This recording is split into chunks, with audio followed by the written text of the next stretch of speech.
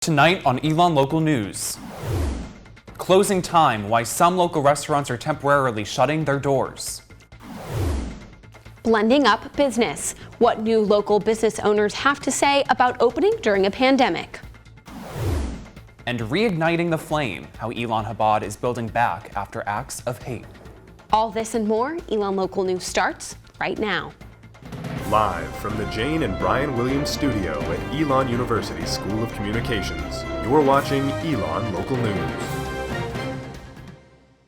Good evening and welcome to ELN Local News. I'm Margaret Faust. And I'm Brian Ray. Thanks for joining us.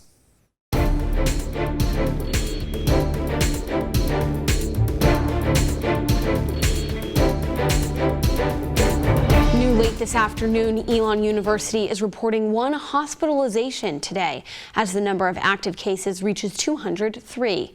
At this time, the university is reporting more than 460 students are in quarantine, or 6.6% of the student body. These numbers followed a record-breaking 137 cases reported between Friday and Sunday. For the latest case numbers, visit our website, elonnewsnetwork.com. And 3 ELN bars are closing for the first part of the week to ensure the safety of their staff and the community after the rising number of cases among students at ELN. Our Baylor Rodman is following the story live outside the Fat Frog. Baylor, good evening. Brian and Margaret, good evening to you. And yes, those 3 bars, Polly's, McGurk's, and Fat Frogs, which is just behind me here tonight, are those 3 within walking distance that are closed for at least the early part of this week, as you said. Polly's is hopeful to reopen this Wednesday, with McGurk's and Fat Frogs planning its reopening process for this Thursday. A source familiar with the matter tells ELN News Network that at least 2 employees at Fat Frogs have tested positive for the coronavirus. While the owner of the bar, Jason Thomas, could not confirm that and did not comment on our source's remarks. Thomas says he has many student employees and student clients. They felt taking themselves out of the equation and taking the time for cleaning and testing was a, quote, prudent move. Fat Frogs was the first to announce its closure. Thomas says he contacted Vice President for Student Life John Dooley early last week, but says that discussion had no bearing on the decision to close. Tammy Perry, owner and manager of Polly's, says her bar is closing as it works to create a better strategy to mitigate the virus. Perry says she has been working with the town of ELN police to further expand outdoor seating. Perry says she had no contact with the university or other managers of competing establishments on this issue. McGurk's manager, Damaray Kwasmi, wouldn't comment further than the closure being for the safety and well-being of the community. And of course, the story is continuing to develop, and if we have the latest, we will bring it to you. But for now, Baylor Rodman, ELN News Network. Baylor Rodman live outside Fat Frog. Baylor, thank you. As positive cases of the coronavirus continue to rise at ELN, Medical Director Dr. Jeanette Archinal says the university's current spike can be attributed mostly to social gatherings, and she encourages students to stay diligent. We all have the right to not wear a mask. We all have the right to not physically distance. We have the right to get ourselves sick. We don't have the right to make somebody else sick. And since we don't know every minute of every day if we have COVID-19, we should all assume we always have it. Archinal says each person is responsible for keeping the coronavirus and flu under control, and says wearing a mask and physically distancing are the best ways to help. As the social hiatus continues with social interactions limited and no visitors allowed in residence halls, students are expressing frustrations with the rules. I live in a Daniel flat. I can't even go downstairs and hang out with my friends. Then I see like a ton of people in Polly's, so the rules are very arbitrary. So at this point, I feel like we're just in a cycle of COVID that we're not going to be able to get out of. Students wish the university would cancel in-person classes. Still doesn't make sense to me to go to in-person classes because you don't know where these people are all the time. They're not from your bubble and they're like strangers, so like I don't trust people. Sure. College kids, chances are we're not even going to get hospitalized by the coronavirus, but our professors could. So I don't think we should be in-person classes. The Ready and Resilient Committee told ELN News Network that students should self-enforce the mitigation efforts that were announced Saturday. Tonight, the U.S. Senate is expected to confirm Judge Amy Coney Barrett as the newest Supreme Court justice. One of the first cases Coney Barrett may hear is Fulton versus the City of Philadelphia on November 24th, which will decide if religious agencies have the constitutional right to deny same-sex couples from fostering children, which could have far-reaching impacts on the LGBTQ equality across the board. Chief of Communications for Elon Spectrum, the Queer Straight Student Alliance, Ket Cordova, says he is concerned about the outcome of the case. If it was happening to your family member, you would care. And if it was happening to you, you would care. So just because you get to start a family without any real issue doesn't mean that other people should have to go through all these hurdles and things to start a family on their own. It's just really upsetting to see. And I really hope people take a second to realize how would I feel if that happened to me.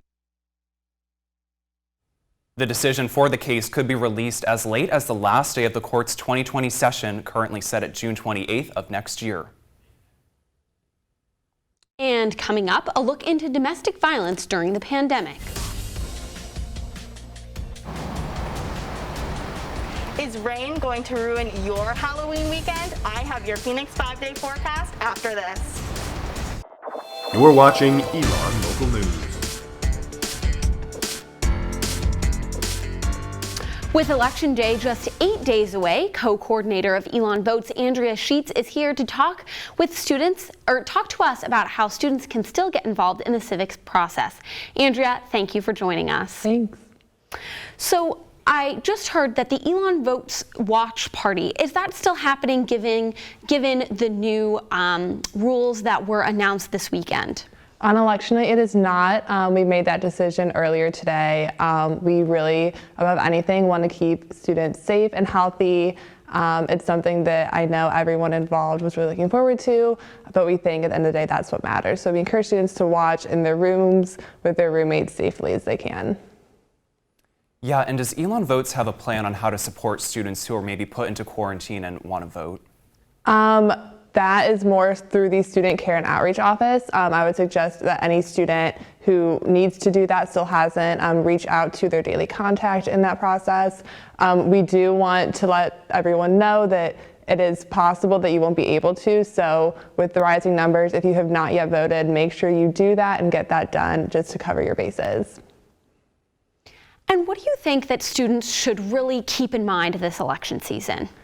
I think the biggest thing is that it is very, very likely that we will not have results on election night. That's nothing super out of the ordinary. There's always every year a few races that are not called. We will likely know a lot of the smaller ones, but the presidential race may not be called, and that's okay. It means they're counting every vote, making sure everything is squared away, and also to just really keep in mind just really be mindful of each other and how we're all feeling. I know every office on campus is going to have resources and a plan for post-election, and that we all need to be there for each other, and that above all, we're a community. Thank you so much, Andrea. And after more than 2 years of campaigning for some candidates, we're now just 8 days away from the election. So many crucial races from the State House to the White House, and we'll have it all covered next Tuesday, November 3rd. We'll update you throughout the night on the key races. Our live coverage begins at 8 p.m. Eastern. October is Domestic Violence Awareness Month, also known as interpersonal violence. Coordinator for Violence Response, Julia Metz, says Elon University's violence response team has seen an increase from 5 cases to 7 reports of sexual abuse and violence since last year. Metz says this could be due to the pandemic as well as the increase in resources for reporting these incidents. This pandemic really does exacerbate forms of power that which oftentimes folks who are abusing others will use, right? So financial power and asserting financial control, or everything moving online really sets a stage for being able to engage online harassment. If folks are cohabitating, they're home together more, and there's higher levels of stress, higher levels of anxiety and unmet mental health needs. And all of these are risk factors for accelerated experiences with domestic violence. Metz says violence can be both physical and psychological. According to the university's annual security report in 2019, Elon campus police reported to 3 acts of rape, 2 dating violence acts, and 1 act of stalking. Particularly what we see at ELN, students who are texting a lot, like constantly calling somebody even though they know they're in class or at practice or in a chapter meeting. And threats like, oh, if you were to leave me, I would hurt myself. So those are some really common things that we see at ELN. Metz says students who need to seek help should file a violence report or call the confidential 24/7 Safe Line number at 336-278-3333. Another bar is joining Timberline Station where the Fat Frog is, but this one won't be selling beer and cocktails, instead smoothies and teas. I spoke with the owners of Deep Roots Nutrition, who are navigating opening a business in the maze of the coronavirus pandemic and economic recession. Jennifer and Jerry Smith say after starting their own healthy living journey over the summer, they began planting the seeds for their business to bring a healthy, quick service option to the area. With COVID and everything, I think that people are a little bit more aware of their health and just being well in general. And this is going to give many more, options. Jerry says they're facing many adversities opening Deep Roots in the midst of the pandemic and economic recession. Probably the biggest is supply chain type issues. So trying to get materials and contractors all lined up at the same time to do some of the work. Making sure that we are in alignment with the schedules and we have the materials and supplies that we need. The Whitsett residents say they already feel welcomed by other local businesses, but are still concerned about being new to the area. We live within the community, so we're not like new in that way, but a new business, a new concept in the community. There's concerns with that, of course, but again, we just feel like, it's going to be something that is embraced. The Smiths say the name Deep Roots and their oak tree logo are symbolic of ELN's history, the place they're planting the roots of their business. And we just look forward to seeing all the smiling, healthy faces. And we're really just excited to get started and to unlock that door and hope that everybody is just as happy to be here as we are. And the Smiths say they're hoping to unlock that door in early or mid-December. To read more about Deep Roots and what they'll be selling, visit our website, elonnewsnetwork.com.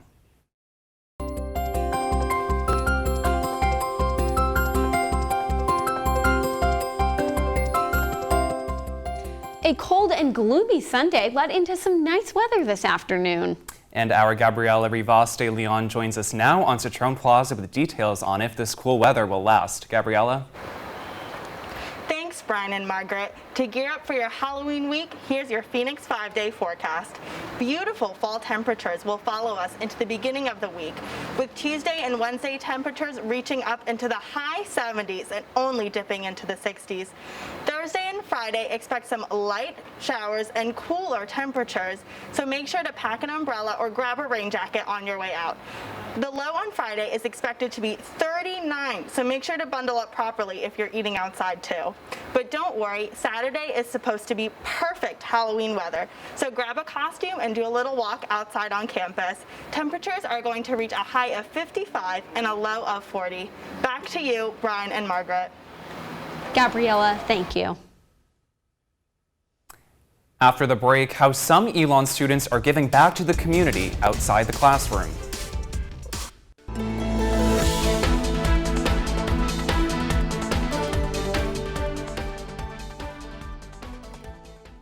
Tonight, the ELN community can listen to the stories of people who face homelessness today. Our Christian Galvano joins us now to tell us what this event is all about. Christian?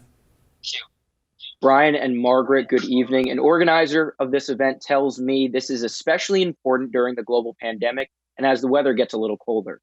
Today marks the first day of Service Week at ELN University, and a panel is set to kick off tonight, and it's called The Faces of Homelessness. And it will feature 3 different panelists, all who have faced or are currently facing homelessness around the country. Coordinator Sarah Williams says she hopes this event gives a human story to an issue that can oftentimes be overlooked. When you hear how many hundreds of thousands of people deal with hunger, homelessness, and these other issues, it can sort of feel removed, right? Like, oh, that's just a statistic, and how, even as we're dealing with COVID, right? There's all these numbers, and at some point you numb out to it. Right? And this is the 9th year of the Coronado Center for Civic Life putting on this panel, but it's the first time that they're going to be doing it virtually. Williams says even through a screen, the panel can help people understand these experiences a little better. I think this panel allows you to kind of have that deeper understanding and that human connection to issues that sometimes is lost in a textbook or in a statistic.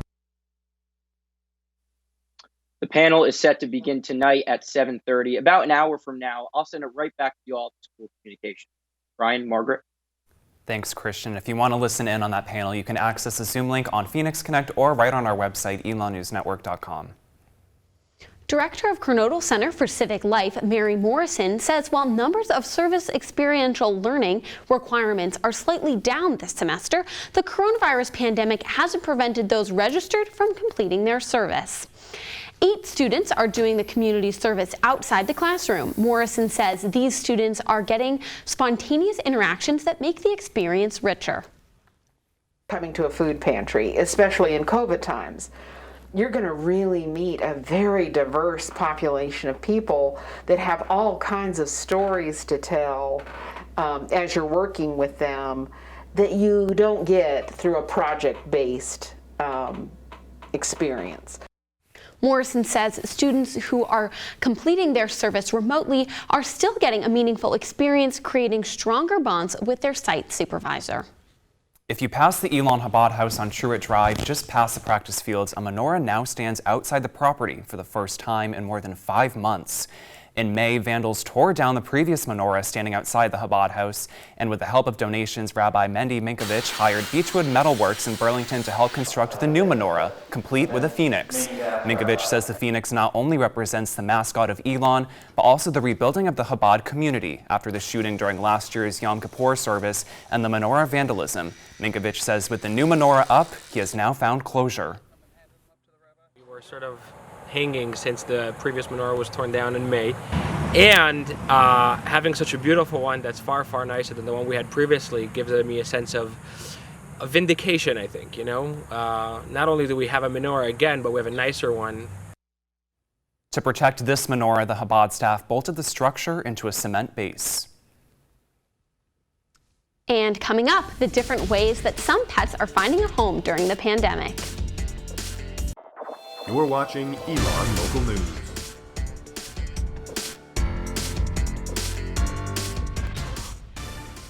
October is National Adopt a Shelter Dog Month, and while Burlington Animal Services is currently seeing fewer donations from community members, there is no shortage of people willing to foster pets from the shelter. Our Anna Terry has the story. Since the start of the pandemic, Burlington Animal Services has had to close its doors to the public. But as their doors closed, hundreds of homes opened to take in foster pets. Director of Animal Services, Jessica Arias, says in the past few months, the community's interest in fostering was incredible. Not only get to stay in a real home environment, but they get the interaction 24/7 with the family and people. Elon Jr.'s Melanie Hills and Hope Frail started fostering this September. Since bringing home their cat Boots, Frail says they have seen the animal's health improve. Way more friendly. She also has gained a lot more weight. She was very skinny when we got her. She's a lot more healthy now. Honestly think it's got all of us closer together too. We hang out a lot more in the living room because Boots is there and everybody wants to hang out with Boots. While indoor visits at the shelter are no longer an option, fostering pets is an alternative to catching the eye of potential adoption candidates. In foster homes, they're interacting with family members and, you know, other people in the community out on walks and things like that. So there's more exposure and visibility to the community. At the start of the pandemic, BAS had to limit their rescue services to emergency case rescues, which put a large strain on the shelter's ability to maintain their monthly 90% live release rate. Anna Terry, Elon, Local News. If you're looking for more information about the Burlington Animal Services, check out the Pendulum this Wednesday. While out enjoying the nice pockets of weather this weekend, you may have noticed multiple hammock post stations that have been put up around campus as part of a push to improve Elon's outdoor spaces. Our Sophie David has the story. In the era of COVID-19, Associate Professor of Education Terry Tomasek wanted to contribute something to Elon's campus that would allow students to safely hang out outside. How could we support students engaging with other students outside? And COVID has been a big reason why we particularly took that focus. Due to the pandemic, gathering outdoors is considered a safer option. With this in mind, SGA created legislation that would allow the outdoors to become more accessible to students, using structures in the shade that students can attach their own hammocks to. Jonathan Stetler is an SGA Outdoor Renovations Committee Executive Board member. He authored the legislation that allocated the money to this project and says he is excited for students to use the hammock stations to build community and get outside. It's been proven to show that being outside and more active and in the sun helps mental health significantly. So I'm hoping students will take some time to be outside, soak up some serotonin, especially as the winter months start approaching us and the sun is setting earlier. Tomasek initially worked with an alumni several years ago to create the first hammock station in the Colonnades neighborhood and encourages other students to bring their own ideas to life as well. I think that's important for students to know that they can have a voice on campus. If they want something, they need to reach out to others who can connect them to others. The new hammock stations are only phase 1 of SGA's improvements for Elon's campus. This phase has also included the new Adirondack chairs on Young Commons. The later phases of SGA's plan include building large structures that will create more shade and community bonding areas around campus. Sophie David, Elon Local News. Each station around campus can fit 6 hammocks that are physically distant. Hammocks can be found outside 5 residence halls and near Lake Marynell. That is all the news we have for you today. Thank you so much for joining us. For all the news you need to know when we're not on the air, visit our website, elonnewsnetwork.com. Or visit us on social media at Elon News Network. Have a great night, Elon.